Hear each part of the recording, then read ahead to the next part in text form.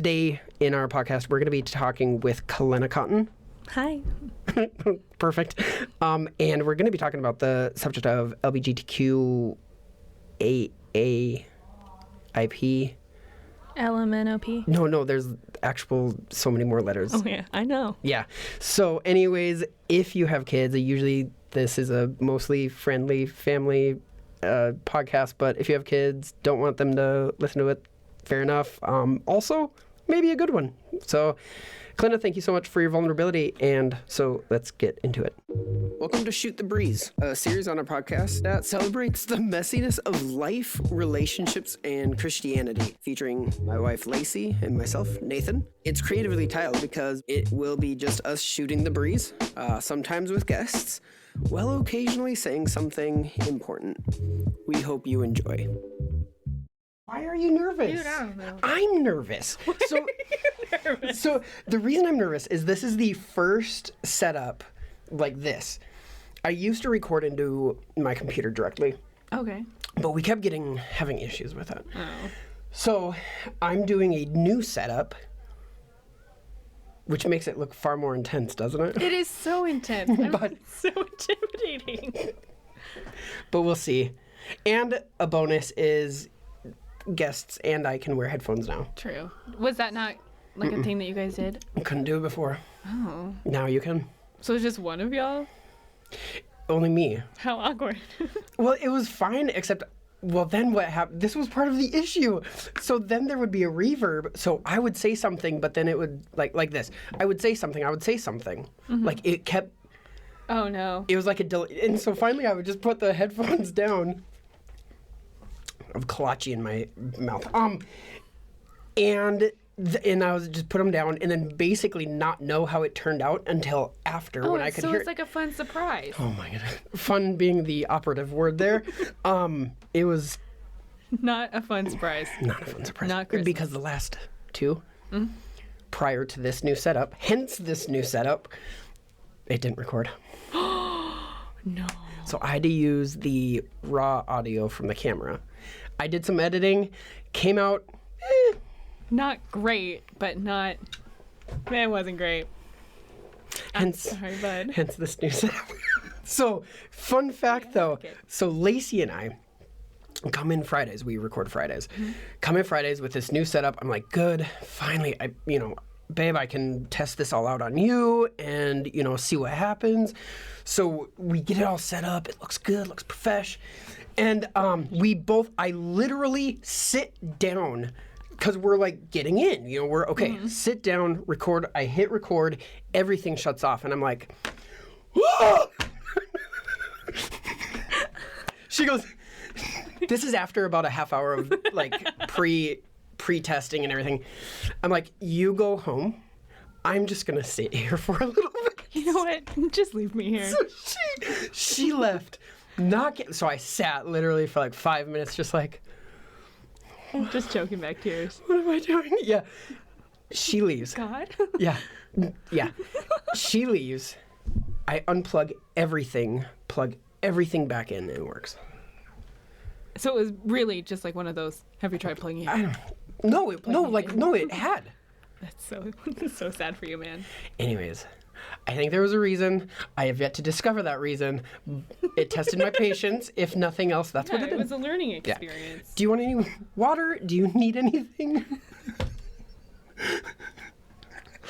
I have a pitcher. I have a glass. I can go get Yeah. it. What I mug? love this little What mug do you thing want? you got. I have a... Can I get the one that says best son ever? What? Sure. It has doTERRA drops in You know it. what? No. So you have Brothers Barber and Beard. Uh-huh. You have a nice octopus. You know what? Yeah. Yeah. All right.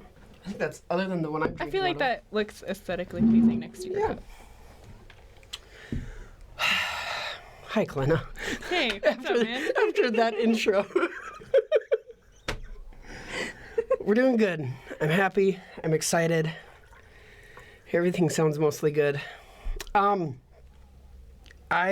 here with my friend Kalena. Hey. You're so nervous. You're cracking me up. Tell me, Take a sip. Go ahead. I'll give you a second. There we go. I'm ready. Okay, tell me about yourself. So, I have a few questions. Mm-hmm. So, number one, who are you? Like, what do you do for occupation? Why are you here? Oh my gosh, isn't that a question? I'm Kalena. Why are you going over there? Cause I'm comfy right here. Okay, thanks. I'm just casually running away from the microphone. Yeah, exactly. Hi, no, this is awesome. Yeah, I'm Kalena. I'm a worship leader here. I'm running away from the microphone. And you do know how to use a mic. I do, I promise. For occupation, I manage a coffee shop. Oh, okay. Yeah, which... I actually didn't know that. Yeah, it's new. It was something that kind of fell into my lap. Okay. Yeah. What coffee shop? It's Kinda Coffee in Cottonwood Shores. So it's kind of in the middle of nowhere, which means that business is pretty darn slow. But that just means that I get to sit and drink coffee all day on a couch. It's not a bad job. You know what? I get paid to do something I love. I'm down for it. Do they have a couch there? 3. So wait. It's not like a coffee stand where people drive by and... No, okay, it's in like... a strip mall. Really? Yeah, but we have a drive-through and everything. In Cottonwood Shores? It's a super cool spot. I'm gonna have to pop in, see it. You should. I'm just turning off notifications, otherwise this is gonna be lighten up. That's great.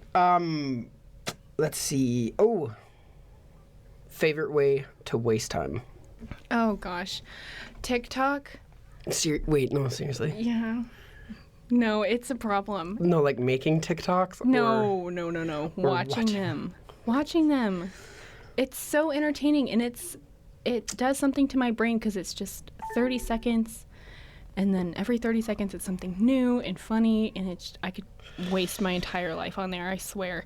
Oh, Kalena. It's bad. Or, this is my recent one, I re-downloaded Pokemon Go. Are you kidding me? Am I talking to like junior higher right now? Yes, you are. No, it's so For the fun. record, she is not a junior higher. I am 23. After that, I wouldn't have admitted to that. Hey, you know what? There are worse things that I, as a 23-year-old, could be doing. This is Pokemon Go. It's fun, and I did it once, but that's it. I just did it once, and I was like, oh. Okay. I mean, I've roped my friends into it now, and so we'll like drive to the city and find all of the Pokemon stuff. This is embarrassing, man. This is embarrassing. Of all of the wasting times that people have shared with me, this is the only one I would agree is fully a waste of time. What do you want me to say? Yeah, I love to read novels and... No, it's funny because people like had my brother on one time and he was like, I get lost in YouTubes. And I'm like, oh, okay, no, that makes sense because there's some educational ones and like I like woodworking, so I'll get into woodworking. Yeah. I have no redeemable comeback for you though. So sorry. I'm not. This is fantastic listening. This is so amazing. This is what our podcast is about. Okay. Wow. Okay. So, hold on. TikTok. I gotta get back to that. Why? Dude, have you like gone on TikTok before? Once. Once again. Amazing. Once. No, it's horrible. It is my favorite platform. It is I was gonna say a dirty platform. You know what? It depends on which side of TikTok that you're on. Because there's some where it's like DIY TikTok where it's watching a family build a live-in van. Yeah, but why wouldn't you do that on YouTube? Because this one is only 1 minute. You're gonna learn how to build a van in 1 minute? It's in hyperspeed. It's amazing, dude. In hyperspeed? Now, see, you have the opinion that everybody has of TikTok before they actually download TikTok. So my brother, he continues to text me and my other brother TikTok recommendations. And we're like, dude, are you really on TikTok? And he goes, no, I just get them forwarded to me. So the only TikToks I've seen, are ones that he's forwarded or but then like even with those, like some of the recommendations, I'm like, this is a horrible platform. Like other than like the 2 or 3 incredibly funny TikToks I've seen, 2 or 3. I don't think you're on the right side of TikTok, man. It's whatever side my brother's on. The funniest platform. And this, I grew up on YouTube. Right. Like the dawn of YouTube. If I had to, so you know we're off social media, right? Yes. Well, we're not. We are. We've not been on since. I was lying. I did not know that. No, that's fine. Last October. Oh, wow. Yeah. We Is that why you don't ever like my stuff anymore? 100%. I was taking it personally. No, you should. No, so it was really funny because it was when we were launching our book, and we had both Lacey and I were media-ish savvy. We had a production company. We were like, man, we're gonna market the stuff out of this, you know? We're gonna do it good. Yeah, exactly. And I genuinely, God said, no, I want you to take 30 days off social media. Just 30 days. Like that started 30 days. And I was like, yeah, man, you don't understand. We're literally launching this campaign to launch our book. It was like the following week. He goes, no, I want you to take 30 days off. So I go, fair enough. I will take November off, I think it was. Yeah. So I had like a few days left in October, so I could like hurry up and schedule stuff. I'm like, okay, so tomorrow I'm going to hurry up and just bust out a bunch of scheduled stuff. And I woke up the next day, the day I was going to schedule things. He goes, all right, starts today. And I'm like, come on. No. Yeah. So had a fantastic launch of the book, though. Mm-hmm. Had way more sold than I thought. And that really, I never went back to it. It was the most relaxing 30 days I'd taken prior to not going back. I feel like I'd be so bored. Fair enough. Like the first week or so, you kind of like a crack addict with, you know, the, what do you call them? Where they get off crack? Like a junkie? Yeah, no, but what is it when they come off? What is that called? Oh, there's a word for it. Come on. Dude, help me. I've never done crack. I don't know. Neither have I. I just watch movies. I watch a lot of TikToks. So do a TikTok off of whatever it's called, someone getting off drugs. What is that called? Where they not relapse? There is a word for it. It'll come to me in like 20 minutes. In the middle of our discussion, you'll be like, oh, this word. It's where they... Nope. All of them are the bad ones, like benders. That's not it. No. Withdrawal? Yeah, they go through withdrawals. Anyways. I don't know. Sobriety. Anyways. That's, whatever. I don't think So, anyways. Yeah, the first week was horrible getting off, but honestly, after that, it was fine. It was good. Okay. Other questions I have for you. You should get off social media. That's the big... Need help. Listen, anyone listening, anyone watching, should get off social media. Favorite... here we go. First response in conflict, in a fight. Oh. Ready? Flight, fight, or freeze. I feel like it's a process of both. I feel like I might be the freezer, and then I'm like, what on earth is going on? Mm-hmm. I don't know. I feel like I've been in a lot of situations where I've either flown or fought, and so I don't really have like a typical way that I Okay, go. so does it depend on maybe who it is or what the situation is? Who, what, when, where? Topic? Yeah. Okay. I'm I a can big see that. like choose my battles person, so sometimes I guess I'll quote unquote flight Sure. some situations until Yeah. like a later date. Okay. I'm a time and place girl. So I was a avoider, which would essentially be a flighter-ish. Flighter. Yes. Lever. So, but then it was like I wouldn't deal with it, and they would build up all of these things, and then all of a sudden, like I have mechanical pencils, and like one would break, and I would just go into this puddle of mess, and then start yelling at things. Yeah. Which then I would be a fighter if my mechanical pencil broke. See, it like depends on the situation for sure. Because there are some things where it's like, hey, like this hurts my feelings. Please don't do this anymore. And so then Sure. in those, I don't ever feel like I get into a position where it's like a fight.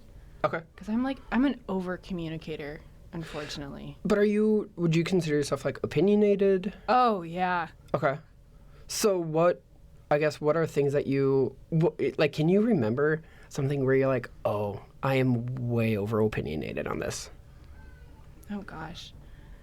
I mean, Jeremy Cotton is my father. Yeah. And he's also very opinionated. Okay. And so the discussions in my household are often us seeing eye to eye on something, but us like not being able to communicate that we both see it the same way, and then us just fighting it out. But you're saying But we're saying the same thing.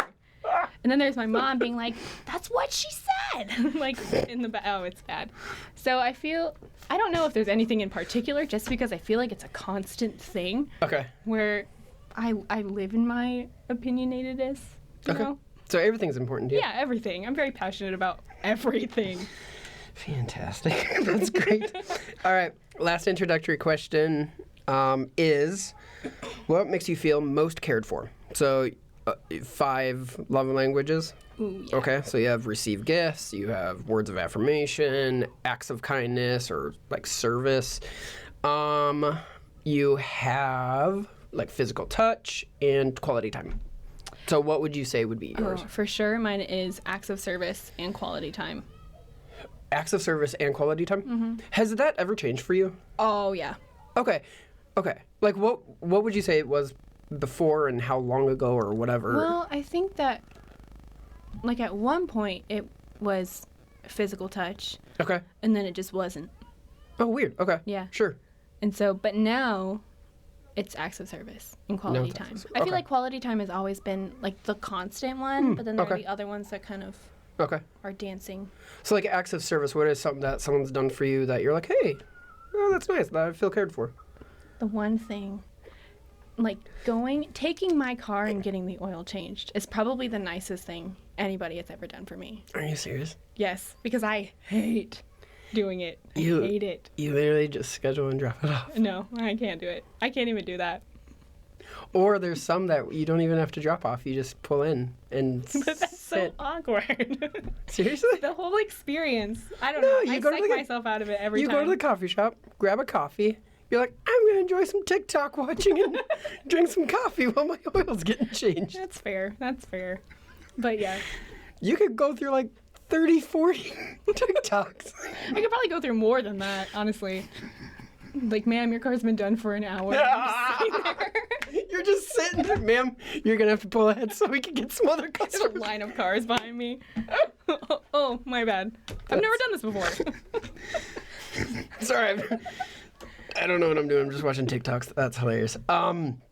Okay. Goodness. Okay, so a few... I'm going to try to steer us onto some sort of path.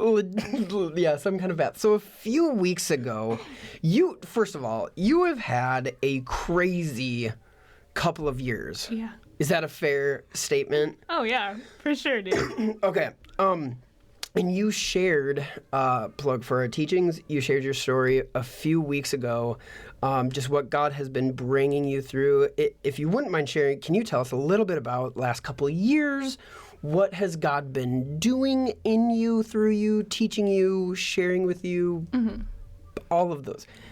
Gosh, I feel like I hear a lot of stories of people coming to Christ in their maybe like 30s and then them like having all of this like time to like go through all this stuff and then like meet the end goal. But I feel like mine was so condensed in such a short period of time. I felt like I was running on hyper speed for a year or so. Yeah, there was a time where I was very, very, very far from God. Okay. And how long did that time last? That was, gosh, from when I moved to Texas until the beginning of 2020. When did you guys move to Texas? 2018? Okay. So a good couple of years. Yeah. Too long. That time, let's see. So when would you say It's your classic, like, when did you get saved? Like, when would you say you started having a relationship with God? I mean, like, I'm talking about way. Way back. Yeah. Well, I grew up in the church. Yeah. My mom was a pastor's daughter. Okay. And so we grew up going to my papa's church. And so, Okay. like, God has always been, like, a main topic in my life since the moment I came into this world. Right. And so I grew up going to Sunday school. My dad's a pastor, so I grew up being the pastor's daughter. And you are, for clarity's sake, you were adopted by your dad, but you are your mom's daughter. I don't know how to say this appropriately.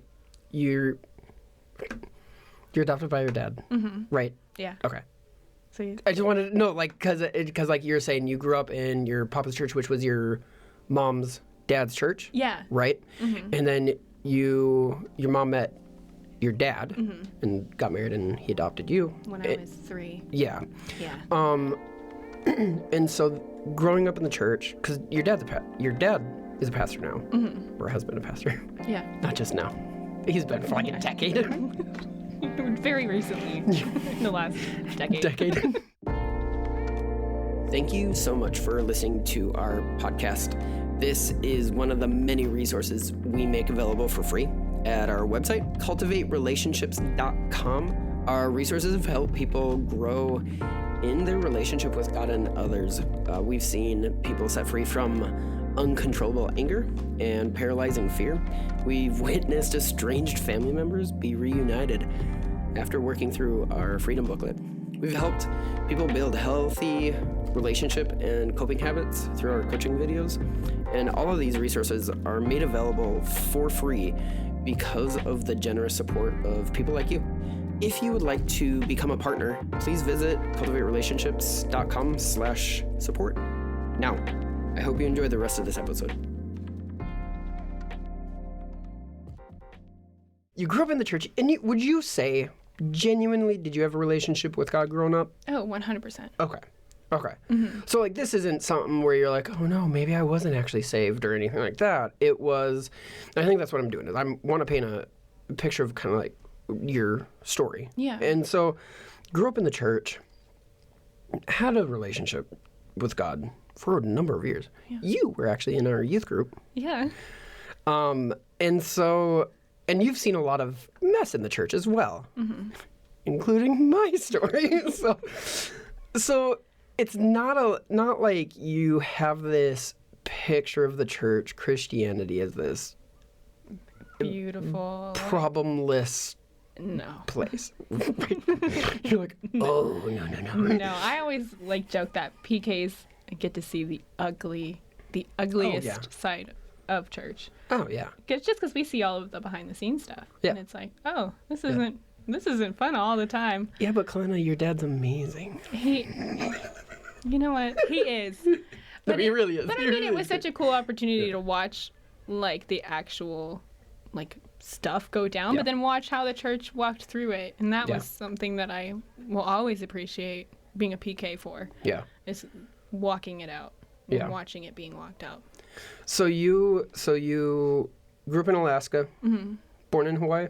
Born in Alaska. Born in Alaska. But you're Hawaiian? But I am. Yep. Biological father. Yeah. Okay. Who is also a pastor now, funny enough. Oh, is he really? That's funny. How funny is that? Is he pastor of the church or does he work in the church that? Okay. In Hawaii though? Right, yeah. Okay. Where in Hawaii? Cute little church in the hills. I can tell you where. Big Island or where? Maui. Maui, okay. So grew up in Alaska all of your life. My entire life. Your entire life. And then your dad gets a job here in Texas. I can't remember. Did you move with them or did you come after? I stayed behind in Alaska for a couple of months, and I moved in with Janae. Oh, okay. My best friend growing up. Yeah. And then we went and did YWAM together. Where'd you do YWAM at? We did YWAM in Switzerland and then did our outreach in Egypt. Nice. I know. Egypt's one of those bucket lists. Yeah, I was definitely singing the Prince of Egypt soundtrack as I'm riding a camel by the pyramids. That's It was picturesque. What a dream. Nice. So then you, okay, parents move here. You stay. So you're, how long were you? Because they moved in 17. They moved the week after I graduated high school. Okay. And so I spent the summer there in Alaska Okay. without them. They moved in May 2017. Yeah. And then I didn't get here until February of 2018 Okay. after I finished YWAM. Okay. So you move here. You, prior to moving here, have had boyfriends. Yeah. You seem Sorry. No, I was shocked. thinking of one in particular because I was Okay. talking about YWAM and I was like, oh, yeah, I did. Okay. Some of them not the best, some of them fantastic. No. Like, mostly. I think I've only had like one that Okay. was like good. Unfortunately. out of how, like. Out of like 3. Okay. Yeah. So 2/3. 2/3. You're not bad. Just been Not doing great. well. Okay. So you, obviously, no more boyfriend. You come to Texas. What happened? Well, I feel like it's important to note that as amazing as YWAM was, I personally, this is not a dig on YWAM, I love YWAM, I personally did not have a very good experience at all. Yeah, there was a situation that went down with my boyfriend there, and it was no bueno, and I was not treated very kindly for it. And it kind of made me lose my marbles a little bit. Okay. And I think that is very important to note, that was like what I was walking with baggage-wise when I came to Texas.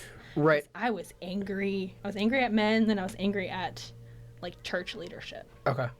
So, and I'm not going to get into the details of another situation, but you have had other situations that were not healthy, that were not good, right? Yeah. In terms of romantic relationships, I'll say it that way. Unfortunately. Yeah. And I'm saying that, like what you're saying, building into coming here and all the baggage that you. Yeah. I feel like when I tell my story, like, because it's a long story. Everyone's story's long. I know. It gets but longer it's every like, year. You know how there are like the tick marks of like, oh, I can talk about this experience. Yeah. I feel like I have 100. Sure. And so it's, anytime I tell it, people are like, a little overwhelmed by it because it's like, well, where do I even begin? But yeah, I have not, in my lifetime, been treated the greatest. Yeah. By men. What, I guess what choices, I don't want to place blame on you for their stupidity, but at the same time, it's like, I know, like your dad. I know your dad was watching out for you, all of these things, but like what choices did you make to be like, no, I am going to pursue these relationships? Or were they pursued out of complete ignorance? And I say ignorance as in like, I genuinely didn't know who this person actually was, or. Yeah. I think for a lot of them, I feel like I was like relationship wise. Yeah. I think a lot of them, it was like not really understanding what love looked like. Yeah. And just kind of like equating it to be this, which was abuse and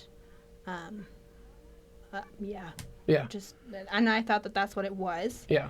And and it was up to me, it was my problem to be able to get them from point A to point B. Oh, okay. That was my role as woman, was to So I hate to say it this way or like break it down to this, but like missionary dating. You know how like people are like, he's gonna be fine. I'm gonna show him. Which is really funny considering like some of who these people were. They were boys who grew up in the church, right? Yeah. So I don't know the Switzerland one. Yeah. But like they're boys who grew up in the church who were Boys who knew better. theoretically pursuing God. Theoretically knew better. Yeah. Okay, so you get to Texas. You have all this baggage. You have stuff. What did you start doing while you were here? And like you're saying, even baggage with church leaders, dealing with stuff from YWAM, and I would, from what I understand, even stuff from our old church, Yeah. you know. So you get here, move in with your parents, right? Yeah. Moving with my Okay. parents. I make a couple of friends. I do my best to get involved here, and very, very quickly, I met somebody at a party Okay. and ended up being in a relationship with them. Okay. Them being a woman, Okay. by the way. I was like, is she gonna say it? Is she gonna say it? And then you're like leaning into the microphone. I didn't know how to gracefully put that. Had You- to ease into that one. You. So you meet a girl. This is all like I maybe lived here for 2 weeks. Right. When I Right. met her. So how did that I'm curious to know like your mindset and how that played out. Like how do you go to a party? You're not looking for anyone because you have all these past wounds.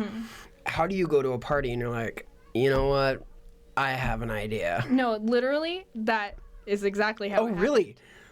Yes. Okay, Where okay. I was sitting there and I was like, you know what I'm Yeah. gonna do, because men suck. Like, Which we do either way. It doesn't matter. doesn't matter. Doesn't matter. And I was like, you know what? Screw it all. Yeah. Like, I'm in a new state. I Yeah. can do whatever I want. And so I did. And so, did you move in with her like right away, or how No. did that work out in your home? That didn't happen until a couple years Okay. later. Okay. I actually don't know how, but I kept it a secret for Okay. a long time. My close friends knew Sure. because she was a part of my friend group. Yeah.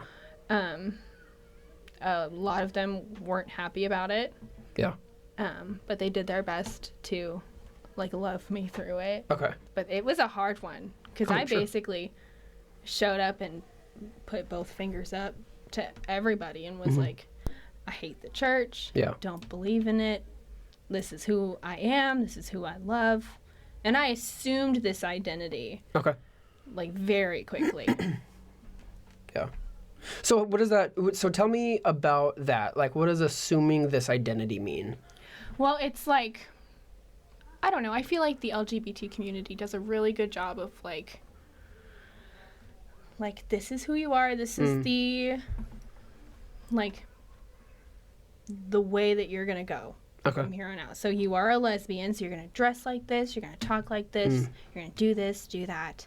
And it was very easy Okay. for me to just like, oh, here we go, like Yeah. like a fun little pastime. I was gonna say, do they have like? Because you're not wrong. I mean, it feels very much like there's a 12-step program on how to become a lesbian, and Yes. it's like very much like, okay, here's where it starts, and like you're saying, homosexuality, gay, trans, whatever it is. I'm just saying, like, there seems to be like this 12-step program into. Once you finish the 12 steps, no, this is your identity. This is who you are. Yeah. So what did that, like, tell me about that process. How did that roll out for you? I mean, I feel like I did become a completely different person. I started dressing different, talking different. You know, I accumulated different hobbies that I wasn't ever interested in before, but I'm suddenly like obsessed with now. Do you mind going into what some of those were? USWNT, women's soccer. Yeah. Okay. I love soccer. So I genuinely love soccer. I mean, yeah. I played when I was a kid, but Sure. I wasn't ever like as gung ho about Right. it as I was Right. a couple years ago. Right. But it's because most of the team is. Yeah. So, Right. And they do a lot of pro stuff. pro stuff. Yeah. Yeah. Okay. What else? Like, what else? What other things did you start to becoming interested in that you're like, this was never. I don't know, man. Just Okay. like a lot of stuff. Okay.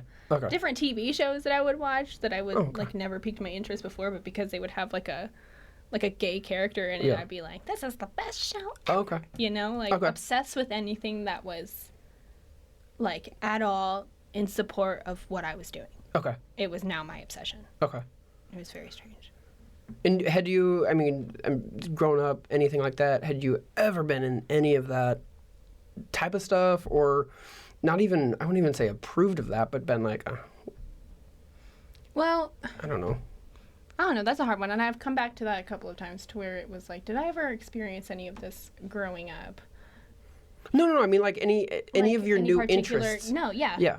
Because I couldn't care less about soccer when I was a kid. Other than playing it, I mean. And I didn't even care about playing it. I was the one picking daisies on the side. I did not care. So Kalena, you're a striker. Yeah, no, it was either I was very, very good or I just did not care. So, kind of out of the blue, but it's funny that you put it as like a 12-step program because it was very much lined up like, oh, you're a lesbian now? This is what you're going to learn. So so tell me about that, because it's like, I don't even know how I would find people in this community. The internet. Okay, was it through like social media? Was it through? Yeah. Oh, okay. Very much. So how did that roll out? If like, do you Facebook groups? I need a LGBTQ community. Like, well, it kind of happened pretty, quote unquote, naturally. I had started a job at another local coffee shop, and basically everyone. Okay. And so I was like, oh yay, found my place, found my friends. Okay. Like, this is what they're doing. I'm going to go do that with them. And so that's just how it happened. And also, my girlfriend had a ton of friends, too. Okay. And so her community became my community. So this wasn't her first female relationship? No. Okay. But it was yours? Yeah. Yeah. Okay, so you're rolling down this lifestyle. You're kicking it into gear. Mm-hmm. So kind of explain the progression of how did you, maybe in your mind, how did you justify or like, no, this is okay, and I'm still in relationship with God, or at that point were you like? Well, my thing is, it was if God is the God of love, then God's gonna love me regardless. Mm-hmm. Which God is going to love me. Period. Which is not wrong. It's not wrong, but it was, I'm not living in relationship with God, which is like what I'm doing now. So there was a lacking in the context of what I was believing. Okay. So my thing is like, okay, this feels right to me. And so therefore, God makes no mistakes. So God obviously put this in my life. Like, God made me this way. Okay. And so I'm not doing anything wrong. And so I had justified it in my head. Okay. To be like, well, God loves me, God made me perfect. So this must be right. Okay. And I mean, I lived by that for years. So this is a genuine question. So your dad's still a pastor. Mm-hmm. You still do have Christian friends. Any of them go, I don't know, Kalena. Mm-hmm. I don't think so. Yeah. And how did you defend? Because I know some of your friends and I know your dad. I'm pretty sure they had some probably solid Bible verses to go along with their thoughts. So how did you, in your mind, justify that against what you know you had grown up with? Honestly, I would almost tune out what they would say. Okay. Because it was, you guys just don't get it. You guys don't understand. Mm-hmm. You guys, like, have not been through what I've been through to understand what I'm going through now. Yeah. And so I would tune them out. But I had multiple conversations with one of my very near and dear friends who was such he's very picturesque in my like coming back story. Because he would very lovingly be like, hey, I know you don't want to hear this anymore, but like this is what I'm reading, and like this came up in like a devotional, like I feel like this is good, like could apply to you, like if not, that's okay. Yeah. But I would just tune him out. And why would you still be friends with him? Why were you still friends with him? Yeah. I mean, he was my best friend. We did everything Yeah, together. but you guys disagreed on this. Well, it was one of those things where it's like, I don't know. I feel like a lot of people are friends with people that they disagree with, but No, I know. I'm just curious, like, disagreeing with my entire lifestyle. your identity, essentially. Yes. You're friends with a person who's disagreeing with your identity. It just became something that we didn't talk about. Oh, okay. You know, it was. Would it be not talked about outside of, here's like one thing? Yes. Okay. Unless it was like a real deal discussion, quote unquote. It just wasn't talked about. Okay. Okay. And because I mean that's hard. Whenever you're a teenager, that's hard to just like, hey, Hey, do you want to have a serious conversation? serious conversation. And so he did his darn best, and it worked eventually.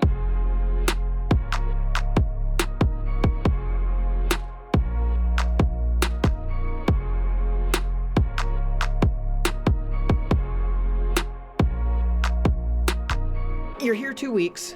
You hide your relationship for several months. Your parents, before they find out or before you tell them? Well, it was kind of like a find out, tell them situation.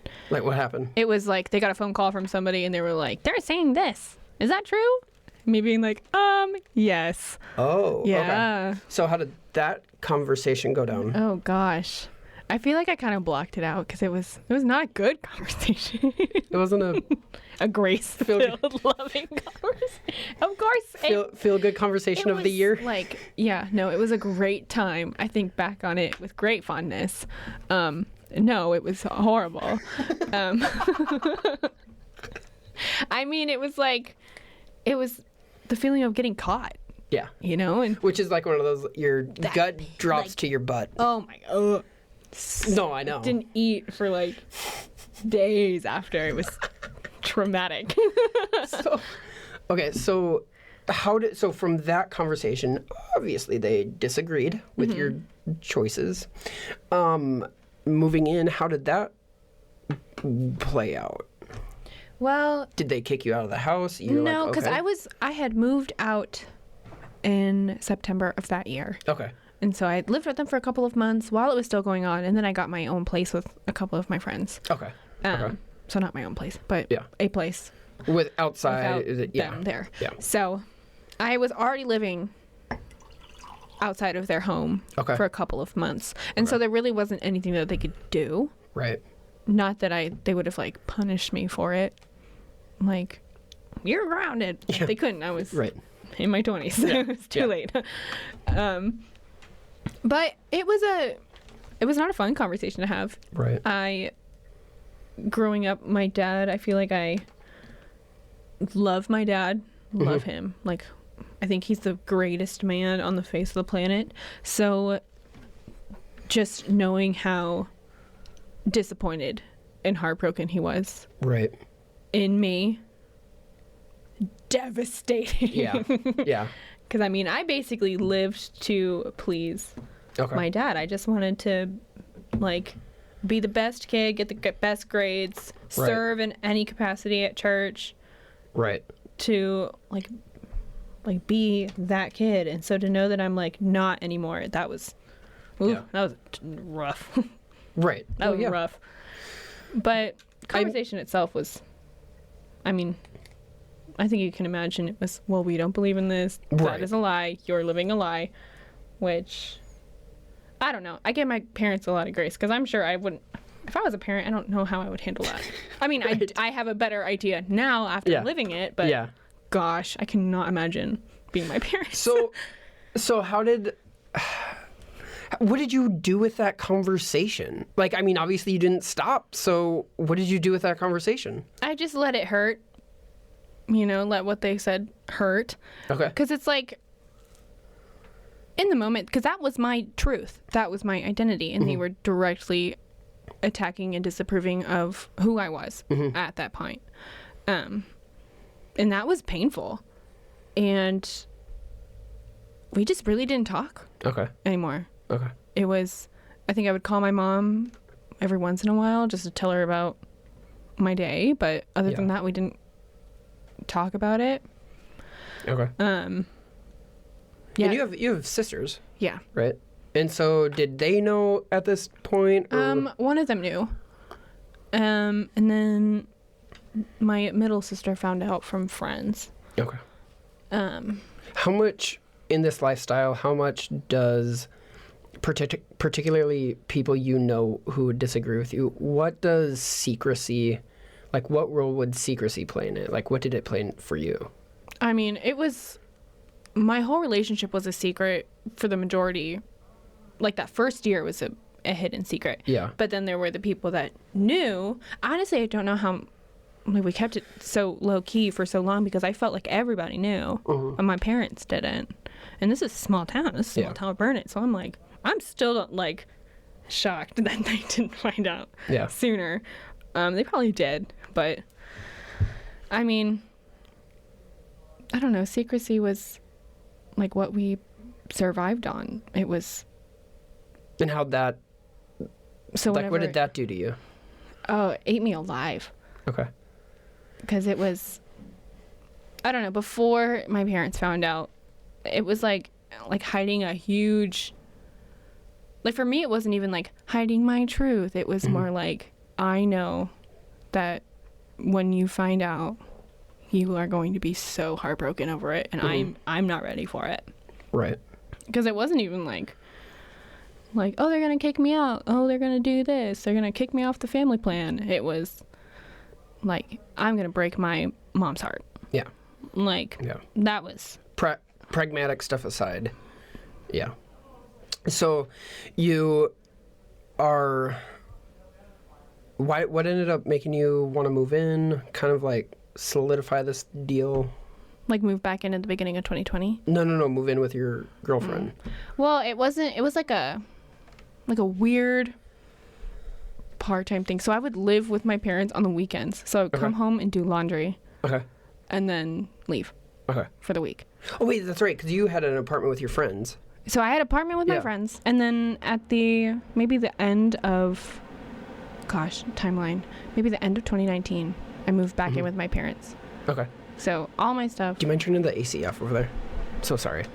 How dare you? I know. Thank you so much. Felt so nice too. I know. So at the end of 2019. Yeah. My lease is up in my apartment, so I had to move back in with my parents. At this time, she had just bought a house. Okay. And the plan was that I was going to move into the house, period. And then things got shady, and she was like, no, you're not. Okay. And then it was one of those situations where I would just be there and never leave. Okay. And so it was like we quote unquote lived together, but it was not like an official. Like an official. Here thing. I am on the lease or whatever. Yeah. So, but when it all ended is whenever because I had all my stuff there. Okay. And packed all my stuff and put it back in my parents' house. And I was like, hey, I'm back full time. So, but before we get to the ending, you start out on this 12-step program to becoming full owning of full-blown lesbian path. I'm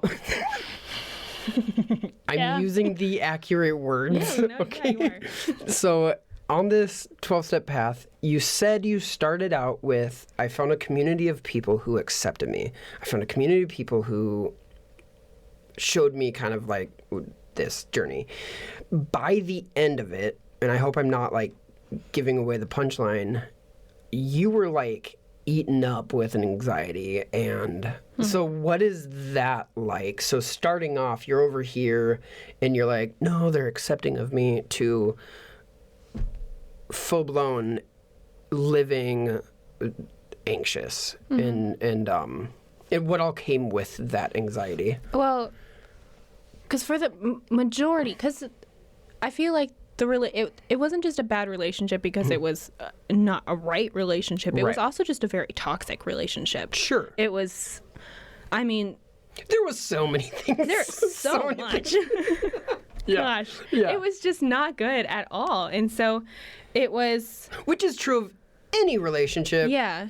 On top of it, all of this. Well, because there was so much pressure to make it, because like this is what it is, you know, like I am this, and so this has to work. And so whenever it like was obviously falling apart and it was not good, like I went back into my missionary state where it was like, I have to do whatever it takes to make it work, because I've already dug myself so far into this hole that like it's you and me down here, so we're gonna make it work. And oh my gosh, it was hell on earth. And it was like, I was riddled with anxiety constantly, because it was like an obsession. And so if she like wasn't like 100% giving me full attention or texting me, affirming me that like this is okay, we're doing the right thing, I was losing my mind. Losing my mind. Because it was like, I feel like every day it was a constant battle in my head of like lies versus truth, or like this versus that. Every single day I didn't have a waking moment where I wasn't in sheer constant panic of even just like, I feel like most of my days my panic was, what if I'm wrong and I don't make it like to see Jesus. You know, like what if I don't make you thought this was like a thing that could potentially be like, this is like a no come back kind of a thing. Which I imagine, especially growing up in the church, there's probably just a little bit of anxiety with it. Oh yeah, it was eating me alive. No, seriously. And I feel like you watch the progression of, like, I lost 40 pounds, my hair's falling out, I'm still missing teeth from it. Because I couldn't eat, couldn't sleep. It was insanity. I was going insane. But that was like slow. You didn't like wake up and you're like, oh no, I'm filled with anxiety. No, it was from day one. Day one. Even with the acceptance of them. Of like my friends, but that didn't really matter to me. It was like, I could, if you don't accept me, I'll find another friend. It was like, what if God doesn't accept me? You know, that was a constant pain. Got it. Because that was what I justified it with, is I was doing the right thing because God loves me and he wouldn't like condemn me for doing what I feel is right. And so it was every single day. I'm telling you, man, it was hell. Even though you had a community of people saying this was the right thing. I imagine that would make you feel very tossed about. Mentally. I felt like I was living in like a wash cycle for 2 years. Oh, goodness. That's horrible. Just like drowning and then coming up for air and then getting thrown against the wall. Oh, yeah. No, that sounds horrible. Yeah, it was not fun. I think a part of me knew exactly what I was supposed to do and had to do, but it was like, I don't know, I feel like it was such a pride thing, because it was like, no, I'm right, this is right, and in my heart, my soul, it was like, no, it's not, girl. And so it was like, do you feel like you had a moment, Kalena, where it's like, and the reason I'm asking this is I've had this a few days in my life where it's like I wake up that day, and that day I'm at a crossroads. Do you know what I'm saying? Where it's like I'm at a crossroads. Today is a day I choose. I'm gonna fully embrace whatever, or I have to find something different. Do you know what I'm saying? Yeah, absolutely. And what did you have that day or those days, or? There was like a day in particular. I think it was actually like the night before I ended things with her. We had gotten into a pretty big fight. All we did was fight. So we were fighting. And we went to bed, and I had a dream. And I had a dream of my wedding. And I was like married to a blurry-faced man. So it was quite obvious that I had made it out. And I was dancing with my dad, which was like like something that would haunt me throughout that whole thing, because I love my dad. And one of the biggest things that I had dreamed of my entire life Like, I only want a wedding one day so I can dance with my dad. Yeah. Like, that's like my dream. Oh. I don't even care about anything else. Yeah. And so I had a dream of that. And I don't know, I woke up and I was like just overcome with grief. And like my like heart felt like it was beating out of my chest. Like I was so heartbroken. And I was looking over the course of my life over the last 2 years, and I was like, for what? Like, I did all this for what? Yeah. Like I'm not having a good time. She's not even having a good time. My parents are over here devastated. Yeah. And I've caused all this mess and gained nothing. Yeah. And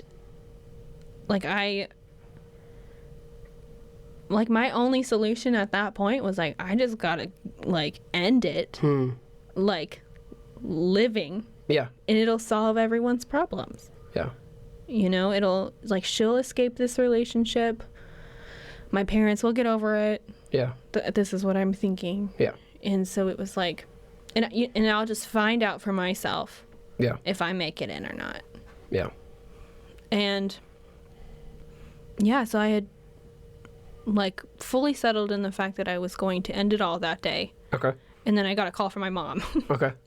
And she was like, hey, just want to let you know, I love you and I'm making this and such for dinner. And I'm just in a weeping mess because I'm like, Mom, I nearly drove off a bridge. Oh. Thank you for inviting me to dinner. Yeah. But yeah, wow. but that was one of the moments. I feel like I was lucky enough to have 15 moments in 3 days. Sure.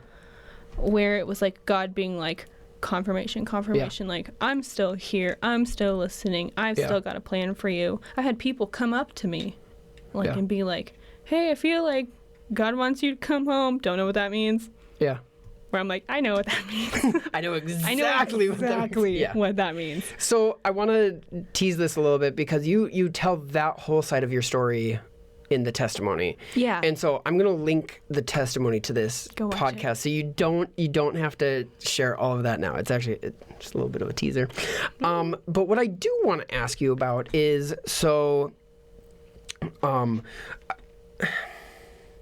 there are ways that God has designed us.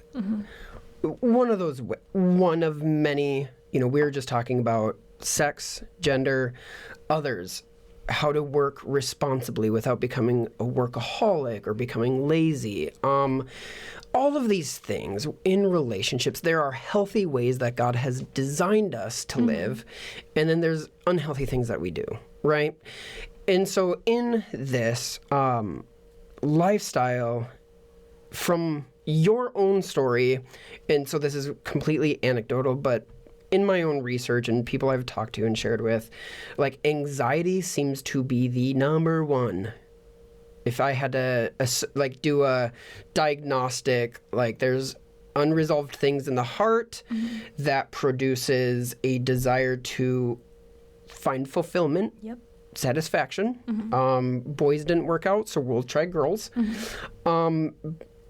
And embracing that lifestyle, then it's an added symptom of anxiety. Is that a fair? Absolutely. Okay. So what are your thoughts? What are things from your own story that you saw that helped? Like you said they were God saying, hey, I'm still here. But what were things that people did to be like, Kalena, some of them, and you may now looking back on it, be like, that was so beneficial when you were so in my face about this, or not. I mean, I guess that's my question is what is it that you're like, no, I really appreciate them reaching out or whatever. Something that I found out this year was my parents had an army of people interceding on my behalf. So people I didn't know yet that I'm now close to, which is very funny. Praying for me, in a group of people on a weekly basis. I had no idea. And I feel like a lot of people give an eye roll whenever they're like, what's one thing that people did for you? And I tell them they prayed for me. Yeah. I feel like there's a lot of, I don't know, I feel like people might underestimate the power of prayer. Yeah. And I'm like, y'all, without it, Yeah. absolutely not. Yeah. And because I feel like that is what, like, as much of a turmoil as it was, I truly believe that, like, that is what got my head spinning of being like, well, what if, like, Yeah. what if this isn't right? Yeah. Like, what if God still does have a plan for me? And so that is what got the gears spinning in order for me to finally make it to a destination. Do you think this is a subject that is dealt with by facts and apologetics, or is there more to it than that? I don't know, I feel like there's a lot of work to do, because I feel like it's either one that churches either hit way too hard and wrong, or do nothing. And or fully embrace. Yeah, or fully, and that's not right either. Yeah.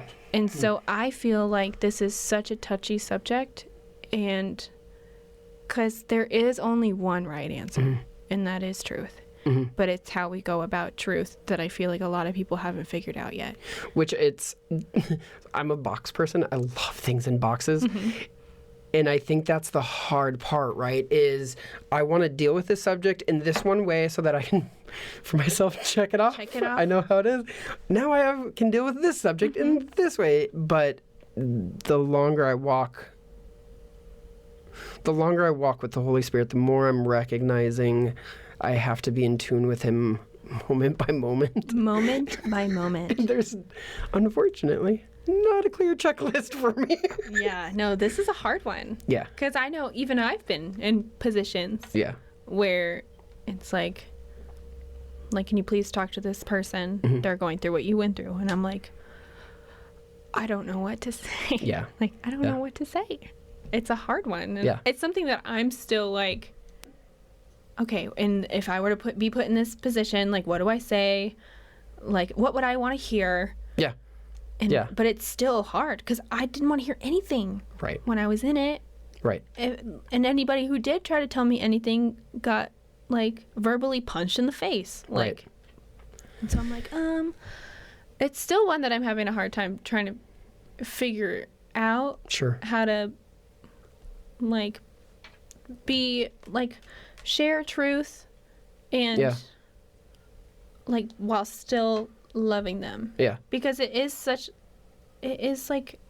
their truth, that's, and I speak from my own experience. You couldn't have told me anything else. Yeah.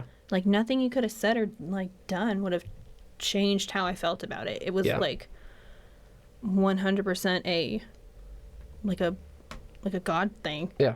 Yeah. That was supported by all of these people speaking truth to me in a manner that I think that was perfectly orchestrated by the Holy Spirit. Yeah. And so I guess that is one thing, is prayer, and then being incredibly sensitive to the Holy Spirit and what He's wanting you to say and when and how. And right. Yeah, that's a struggle. Oh, it's so hard. It's so hard. So with that, so in my own journey, I've shared I've been in addiction to pornography, and with that and what I chose to look at, watch, there was a season in my life where I really thought about dealing with that because some of the pornography I watched and some of the opportunities I had led me down the path of homosexuality. And it's one of those sex, pornography, gender, and all of this combined, I know in my own mind, has been something I've had to battle intentionally. I don't do it accidentally or, oh man, I woke up one day and all of my temptations are gone. Yeah, for sure. And so what are some intentional things that you have noticed that you've had to do to be no, this is who I am? Today, in God's image, this is who I really am. I think an important thing is making a point to spend time with the Lord on a daily basis, because it'll set my heart, set my mind in the right place to be able to like go about my day, because this is 2021. Like, it's everywhere. And it's intentional. They want it to be everywhere. Yeah.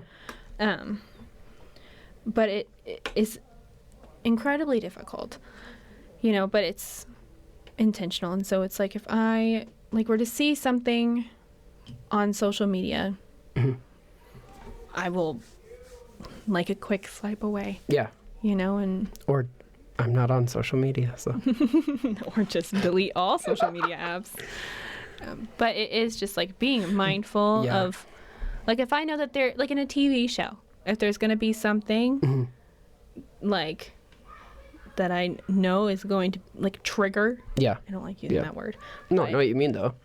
Like trigger something in me, I won't watch it. Yeah. So it's just being wise with what I consume. Okay. And then also who I hang out with. Okay. Like, unfortunately, being like, I feel like the rare opinion nowadays for my age group. I am the anomaly. Yeah. And so finding friends who agree with me is difficult. And so I've gotten in plenty of discussions where it's like, you're a horrible person. Where it's like, I can understand why you think that. Sure. Yeah. I promise I'm not, but I lived it. Yeah. And so I know. Yeah. I know it. Right. And so it's something you have to, and again, this is with anything I would consider unnatural to how God designed us. Again, could be work, could be dealing with alcohol, could be dealing with whatever. That, even parenting. Anyways, I have so many thoughts and examples in my head. Anyways, anything dealing with a way that is unnatural to how God designed us, at some point I've had to anchor myself in something outside of me and outside of my thoughts. And like what you were saying, I really appreciate that. A community of people who are outside of you. It could be scripture, it could be prayer, it could be, whatever it is. But an anchor, and this is with any subject. I mean, it's any subject I would not have gotten through it if I didn't have a massive community of people that were so gung-ho for my homecoming. Yeah. You know, like, I have like a long list of people that I could call and be like, I need you to pray for me right now. Yeah. And they would, like, I have those people. Yeah. And that is massively important. It's awesome. To like completely submerge yourself in truth and then truth-minded people. Yeah. Yeah. And so it's good. Like keystone. I have so many more questions. I got to put a caboose on this train though.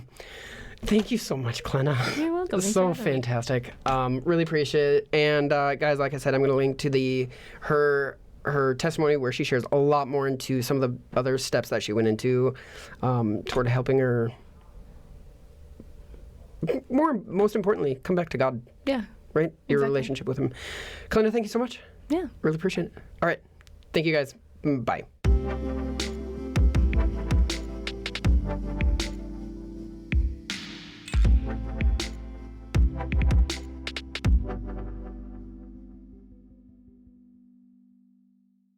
What happened when they found out?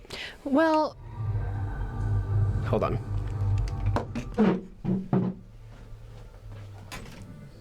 Hey guys, it's me. It's Kalena. I'm just chilling here. I'm having a good old time. I'm drinking a lot of water out of an octopus mug. It's a great time. I'm having a great time. Answering some pretty invasive questions. I'm kidding, they're not invasive. Okay. I'm happy to be here.